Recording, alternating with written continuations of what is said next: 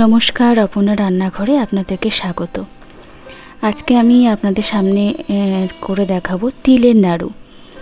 এই তো দুর্গাপুজো চলে এসেছে, বাঙালির একটা বড় উৎসব। সবার ঘরে ঘরে নাড়ু মুড়কি করার ধুম লেগে যাবে। আজকে আমি আপনাদের সামনে তিলের নাড়ু করে দেখাবো। এই যে তিল নিয়েছি, সাদা তিল, ভালো করে বেছে পরিষ্কার করে রেখে দিয়েছি। এই তিলটাকে আমি একটু কড়াইয়ে নেড়ে নেব কিছুক্ষণের জন্য, মানে 1 মিনিট মতো একটু ভালো করে একটু গরম করে নেব। ভালো করে প্রথমে পরিষ্কার করে নিয়েছি, বেছে নিয়েছি। অনেক পাথর থাকে, একটু নোংরা থাকে, সেগুলোকে পরিষ্কার করে নিতে হয়।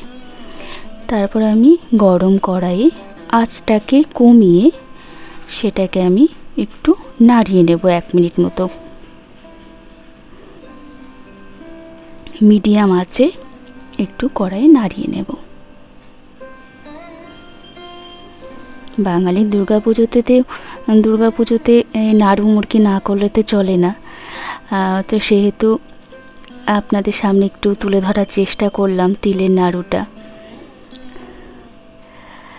যদি আপনাদের রেসিপিটা ভালো লাগে অবশ্যই চ্যানেলটিকে সাবস্ক্রাইব করে পাশে থাকবেন। এরপর আমি আপনাদের সামনে চিনির নাড়ু এবং নারকেলের নাড়ু, মুড়কি সমস্তটাই আপনাদের সামনে তুলে ধরার চেষ্টা করব।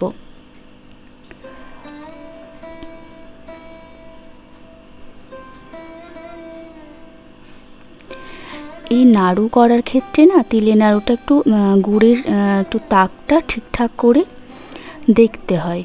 এই তাকটার উপরে নির্ভর করছে। প্রতিটা নাড়ু মুড়কির ক্ষেত্রে সমস্তটাই এই তাকের ওপর নির্ভর করে। তাকটা যদি ঠিকঠাক হয়ে থাকে তাহলে নাড়ু মুড়কিটা ঠিকঠাক হয়। এই যে হালকা করে আমি নাড়িয়ে নিলাম।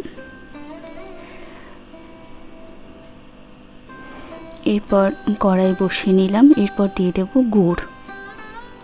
আমি 500 তিল নিয়েছি, এর মধ্যে দিয়ে দেব 300 মতো আখের গুড়।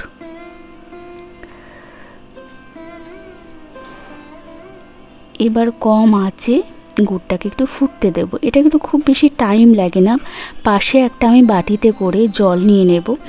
গুড়টা জলের মধ্যে ফেলে মাঝে মধ্যে দেখে নেব তাকটা ঠিক হয়েছে কিনা। জলের মধ্যে গুড়টা দিলে যখন দলা পাকিয়ে যাবে জলের মধ্যে, তখনই বুঝতে পারা যাবে যে গুড়টা হয়েছে কিনা। যদি জলের মধ্যে দিলে গুড়টা দলা না পাকিয়ে যায়, যদি দলাটা পাকিয়ে যায় তবেই কিন্তু গুড়টা হয়ে গেছে সেটা বোঝা যাবে। আর যদি দলা না পাকায়, গুড়টা ছড়িয়ে যায়, তাহলে কিন্তু গুড়টা তাক হয়নি।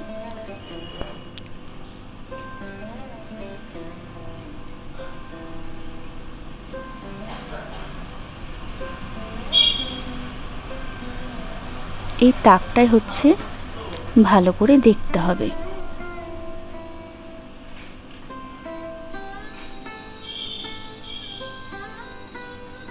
এভাবে নাড়িয়ে যেতে হবে, নইলে কিন্তু তলা লেগে যাবে। আর গ্যাসের আঁচটা কম করে রাখতে হবে, লো ফ্লেমে রাখতে হবে।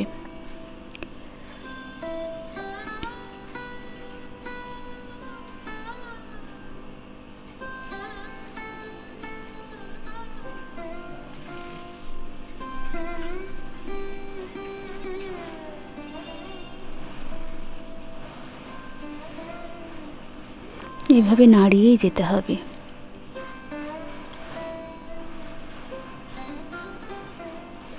এই যে আমি বাটিতে জল নিয়েছি, গুড়টা দিয়ে দেখছি, এখনো কিন্তু আমার হয়নি।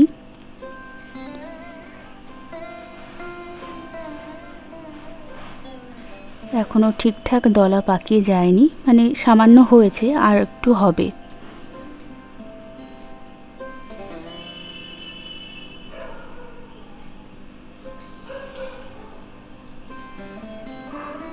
আবারও বাটিতে জল নিয়েছি।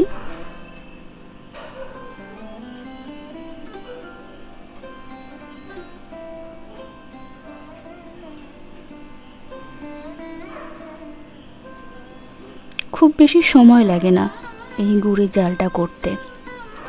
মুড়কির ক্ষেত্রেও এভাবে গুড়ের তাকটা করতে হয়।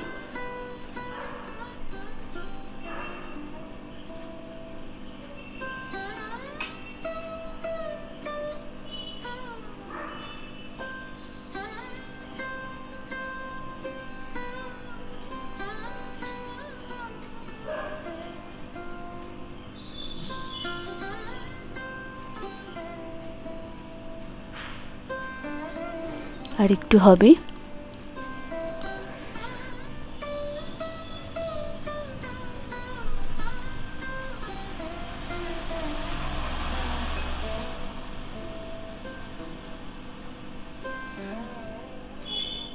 আবার আমি জলে ফেলে দেখব গুড়টা দলা পাকিয়ে যাচ্ছে কিনা।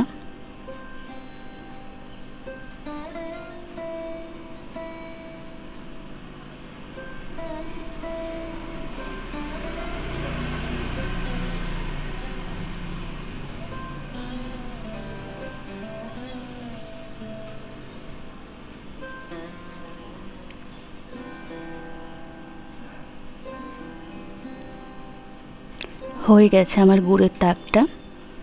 এবার গ্যাসটা আমি অফ করে দেব।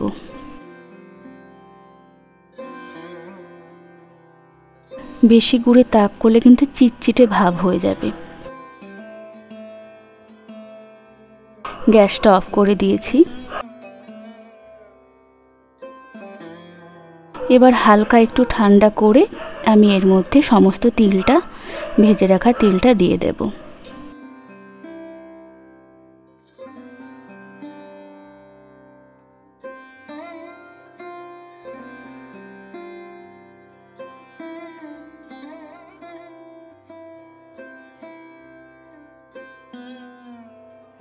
এবার গুড়ের সঙ্গে সমস্ত তিলটা মাখিয়ে নেব,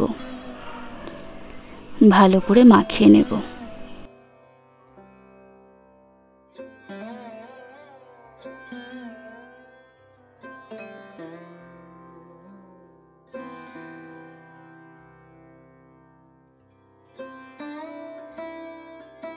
ভালো করে মাখিয়ে আমি একটা পাত্রে নামিয়ে নেব। পাত্রে একটু তেল মাখিয়ে নেওয়া, মানে মাখিয়ে রেখেছি যাতে লেগে না যায় যে পাত্রে নামাবো।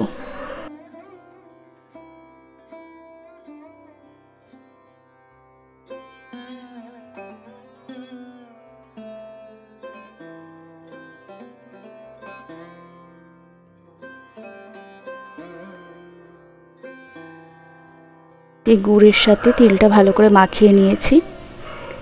এবার একটা পাত্রে আমি নামিয়ে নেব। পাত্রে নামিয়ে নিয়েছি। এবার গোল গোল করে তিলের নাড়ু পাকিয়ে নেবার পালা। হালকা একটু ঠান্ডা করে আমি গোল গোল করে তিলের নাড়ু পাকিয়ে নেব। এই যে তিলের নাড়ু আমি তৈরি করতে শুরু করে দিয়েছি।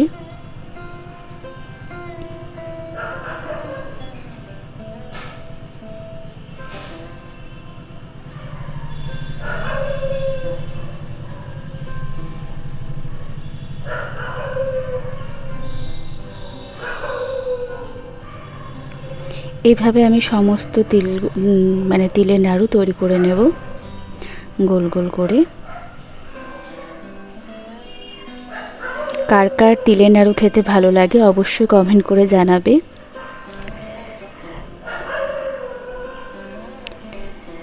টাটা, সবাই ভালো থাকবেন।